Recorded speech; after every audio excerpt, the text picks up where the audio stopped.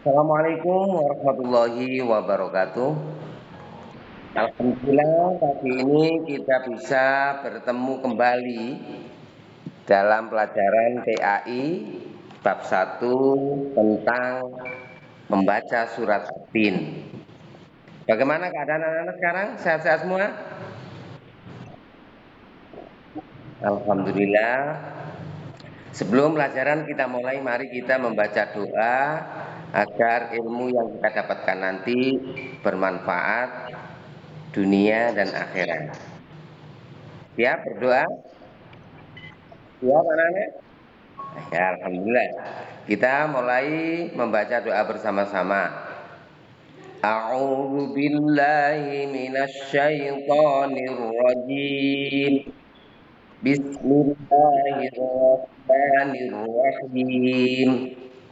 Rabbi zidni ilma warzuqni fahma. Amin ya rabbal alamin. Anak-anak, kita langsung ke materi membaca surat At-Tin. Mbak perhatikan, kita akan lanjut ke pelajaran cara membaca Al-Quran.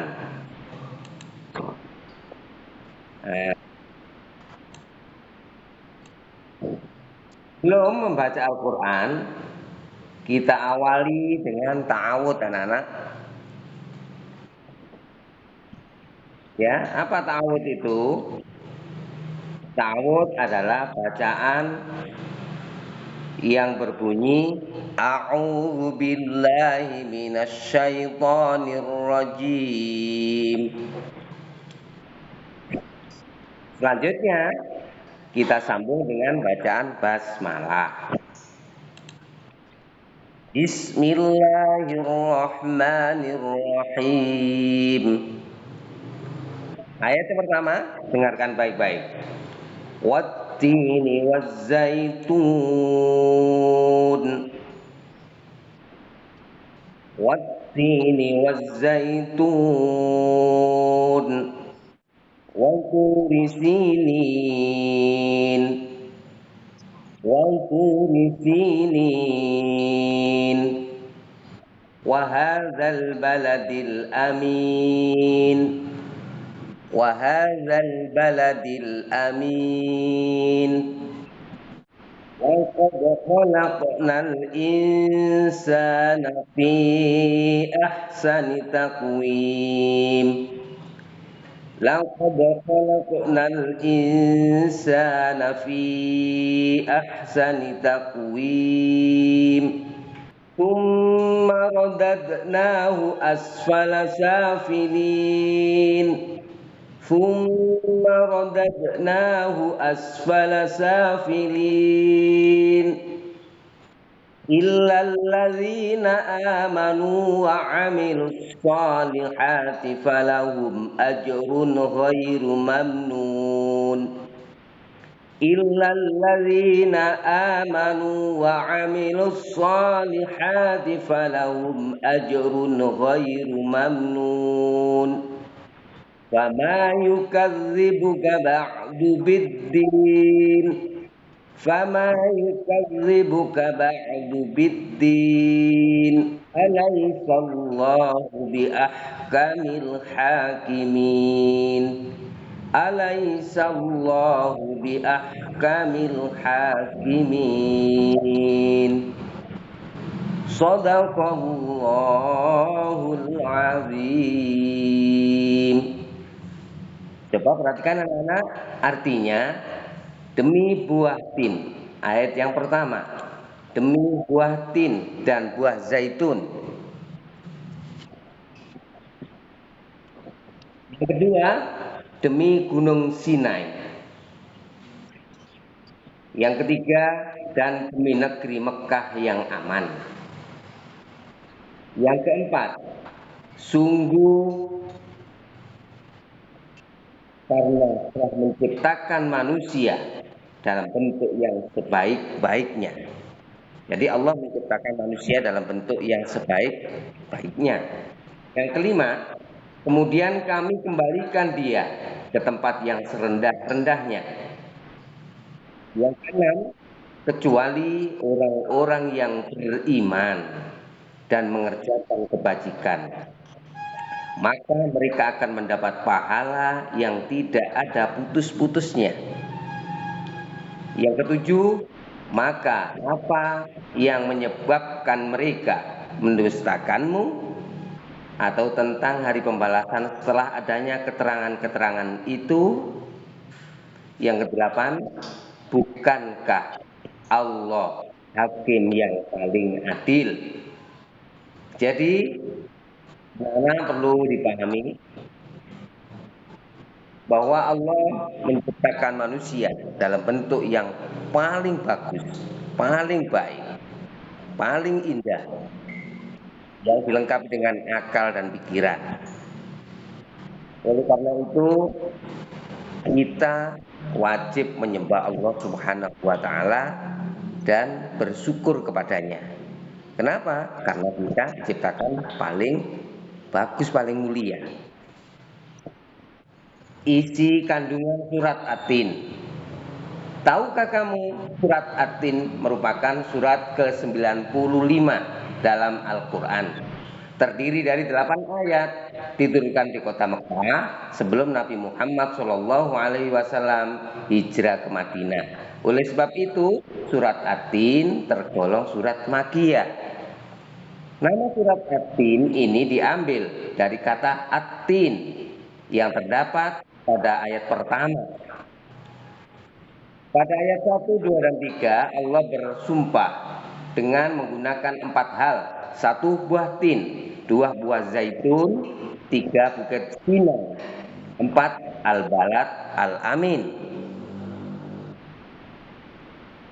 Dengan buah tin tumbuh di tempat bukit atau bukit yang tinggi yang terletak di kota Damaskus, Suriah.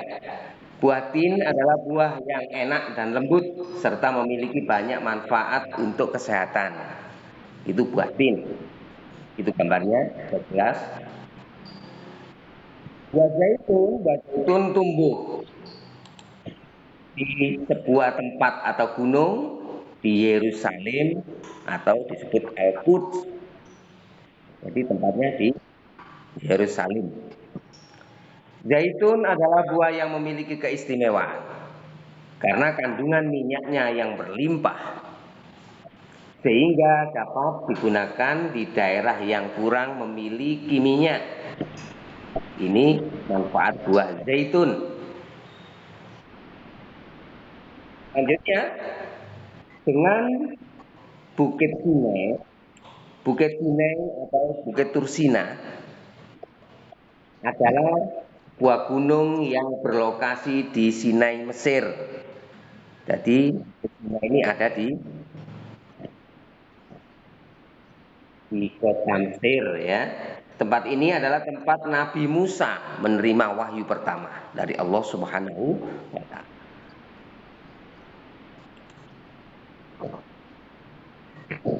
Jadi Nabi Musa menerima wahyu pertama kali dengan kitabnya yang diturunkannya, yaitu bernama kitab Taurat, secara langsung dari Allah Subhanahu wa taala. Selanjutnya, dengan al-balad al-amin. Yang dimaksud al-balad al-amin adalah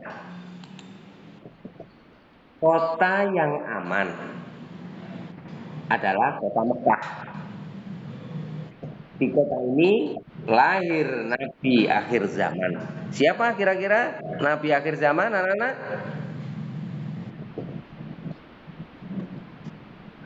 Ayo, siapa Nabi terakhir?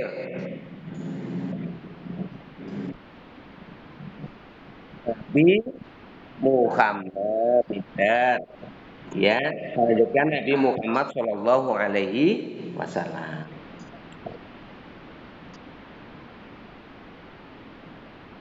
Nah, ini gambar kota Mekah. Nah, di sini ini adalah kota Mekah. Selanjutnya, Allah Subhanahu wa taala bersumpah dengan 4 nama tadi yang tersebut di dalam ayat 1 sampai 4, karena tempat nama tersebut tidak asing bagi seluruh umat Islam tentang pengaruh peranannya dalam melepaskan manusia. Ayat keempat sekarang, Allah Subhanahu wa Ta'ala menjadikan manusia sebagai makhluk ciptaan yang paling baik. Manusia memiliki akal jasmani, rohani. Manusia memiliki rupa yang paling bagus, badan yang paling sempurna, tegak posturnya, tidak membungkuk, dan bisa berbicara, sehingga mudah untuk melakukan kegiatan. Jadi manusia ini sempurna sekali.